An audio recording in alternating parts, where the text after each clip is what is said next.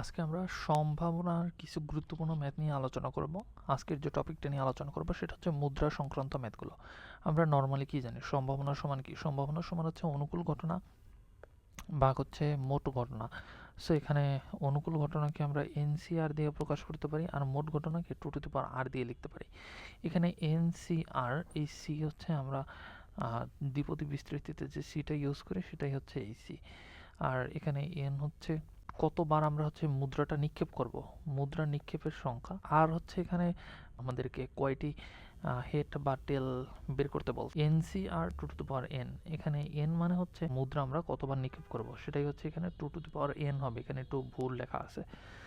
তো আমরা যদি এই ম্যাথটা এখন একটু সলভ করার চেষ্টা করি তাহলে কি দেখতে পাই, এখানে তিনটি এইচ পাওয়ার সম্ভাবনা কত। তো দেখো এখানে তিনটি এইচ পাওয়ার, আমাদের মুদ্রাটা 5 বার নিক্ষেপ করা হয়েছে, তাহলে সম্ভাবনাটা কি হবে? এন সি 5 বার, 5 সি, আর হচ্ছে তিনটা এইচ 3, আর টু টু দি পাওয়ার 5। এটাই হচ্ছে অনুকূল ঘটনা, আর এটা হচ্ছে মোট ঘটনা। এটাই হচ্ছে আমাদের সম্ভাবনা। এটার ক্ষেত্রে কি হবে? তিনটি টি পাওয়ার সম্ভাবনা কত? 5c3 two to the power 5। এটাই হচ্ছে আমাদের উত্তর। আর এই সি 5c3 এটা কিন্তু তোমরা ক্যালকুলেশনটা সরাসরি হচ্ছে ক্যালকুলেটরের সাহায্যে করতে পারবা। আর এটা তোমরা হচ্ছে বাসায় একটু নিজেরা করে অ্যান্সারটা কমেন্টে জানাও।